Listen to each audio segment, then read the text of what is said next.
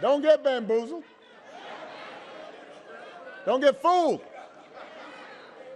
Do not get fooled when he talks about health care either. If you ask Donald Trump what his plans are for health care, he says, well, first, initially he said, end the Affordable Care Act, right? I mean, he ran on that. We're going to get rid of Obamacare.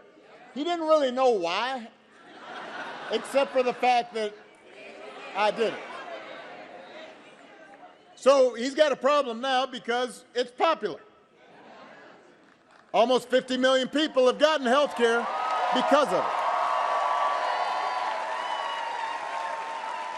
So a couple weeks ago, his running mate, J.D. Vance, do not boo,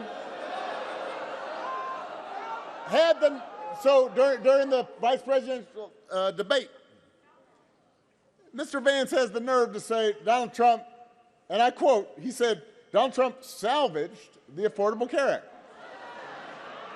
Come on, man. Donald Trump spent his entire presidency trying to tear it up, trying to get rid of it, trying to tear it down. And by the way, he couldn't even do that right. And now, 8 years later, he was asked during the debate with Kamala, if you want to call it that, because that was like Mike Tyson in his prime. That was like knockout. But he was asked by the moderator, well, what's your plan? He said, well, I've got concepts of a plan for how he'd replace the Affordable Care Act.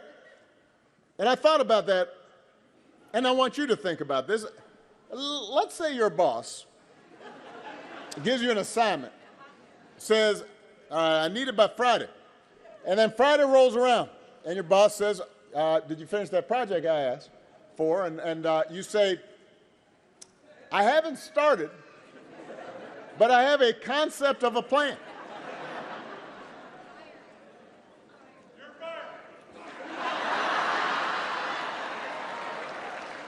You could try it at home.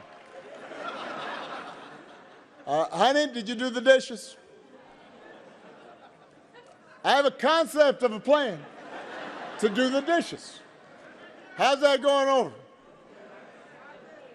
If it would not work for you, why should it work for the President of the United States? The good news is, Kamala Harris does not have concepts of a plan. She has actual plans to make your life better. She's going to go after corporations that unfairly jack up prices.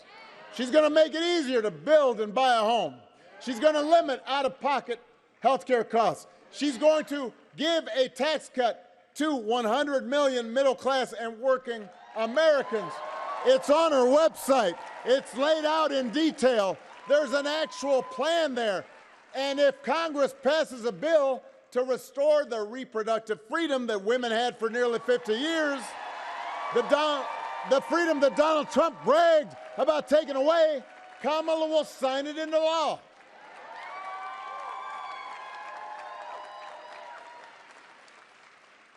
That is who Kamala Harris is.